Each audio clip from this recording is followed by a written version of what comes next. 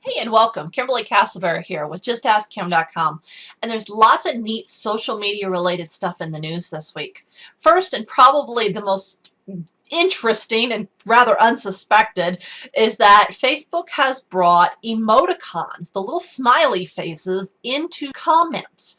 Rather than into chat, they brought it into the comments under status posts, videos, links, things like that. And so you've probably noticed that Facebook is kind of exploding with all these smileys all over at the moment. Is this a little 1996 GeoCities? Yeah, sure it is. Is this a little MySpace? Yeah, sure it is. But emoticons are something that the general public has been asking for ages, and a lot of us had kind of given up on ever seeing, while Facebook made all sorts of other changes. It's obvious that Facebook is throwing stuff against the wall and looking for something that isn't going to piss off the user base like most of their other changes have done. So in an attempt to most likely to appease the average user and to give them something that they're going to enjoy, we've seen smileys come to the Facebook replies.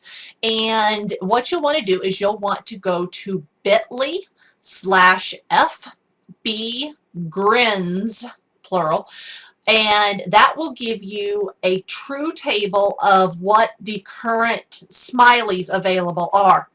You're seeing a lot of the social media types circulate a chart that they say is all the correct smileys, and a lot of them are using the chart that belongs to Yahoo Messenger. And so this very elaborate chart, this chart with a lot of items, is not available. Those belong to Yahoo. Those belong to Yahoo Messenger. They're proprietary or whatever and licensed, and Facebook can't use those. So you need to make sure you're using the ones that belong to Facebook. Again, I've linked that at bit.ly/FBGrins. And Facebook is also in the news this week with some, first of all, a hoax. The price grid hoax is going around again. Sorry guys, regardless of how much it may appeal to you to scan out some of the junk that's on Facebook, Facebook just is not going to be charging the average user. The average user is their asset. The average user is their commodity, the thing that they have to market to and to market to advertisers. And so you're not going to see this happen. That is not Facebook's business model. I really think it'll be, a very cold day in warm places before we will see that happen, because it would be a complete reversal of Facebook's business model and would be very damaging to those of us using Facebook advertising. Okay. Something has come up in Facebook that has been rather a surprise to people, and that is to discover that if you and I were having a private discussion in our inbox, and if we were discussing a URL of a site that was upsetting, let's say we saw somebody doing something and we were discussing if we needed to do something, maybe call the authorities or maybe whatnot or whatnot. Doesn't matter what it is. Maybe it was something upsetting. Facebook now scans what URLs are being shared, and will actually, when you and I share a URL between us, they will add a Facebook like to the post that we just shared. Now, the problem is that really doesn't constitute a like. In some cases it does. In some cases we're sharing something that is newsworthy, but in other cases we're not. And so there's no clear indication of like value here. And that is very suspect. That is it's going to lead to like dilution. It's going to lead to a decrease in value of those likes. They already are suspect to begin with, and that further drops their value. Now, something some bloggers know and some don't is that we've already been able to manually manipulate the share number by sharing our links into anywhere on Facebook, and this includes groups. So what you'll see is you'll see a blogger go around and you'll see them drop that link into 20, 30 groups, and suddenly that post has 20, 30 shares. Okay, this is using the share referral, and it uses the same counter that the old share button uses, is used by the like button. And if you link bomb your stuff through a bunch of groups, you get a bunch of likes that look like likes, but they're not tracked anywhere other than that button.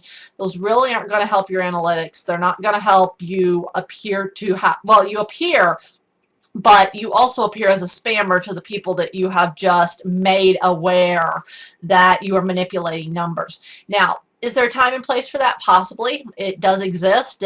People are doing it. It's arguable. There is still value to sharing links in groups if you aren't spamming, if you aren't link bombing. There's nothing wrong with valid shares of links within groups, but when you're link bombing groups and just bang, bang, bang, bang, coming in, dropping them off, not paying any attention, you know, you're spamming. That's really all there is to it. And so, you know, one blogger said, that kind of makes dropping links in groups feel kind of dirty. And if you're doing it for the wrong reasons, it should feel dirty, you know, regardless, unless that group was specifically designed for link bombing. And there are some that are. It really should feel dirty. But once you know that it manipulates the counter numbers, you also begin to doubt how many true likes some of these bloggers are really getting on their posts. So don't let like values necessarily make you, you know, totally believe that something is all that. A little side note in terms of security would be that there is a pretty nasty hack running through Skype at the moment. Now we see this from time to time, and it's not uncommon.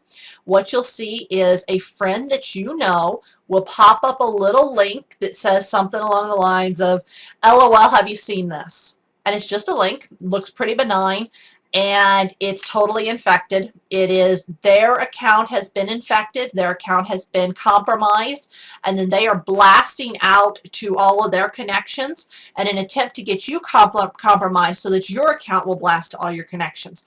The problem exists with Skype, however, in that one, a lot of us have our credit cards linked to them because we're using it as a voice over IP phone service, and so we have those subscription accounts.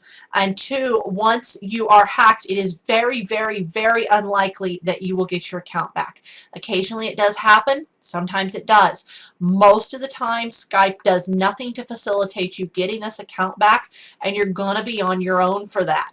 In neat news today is the changes over at YouTube. YouTube has done some really cool stuff in the last week, and they are just pushing updates left and right.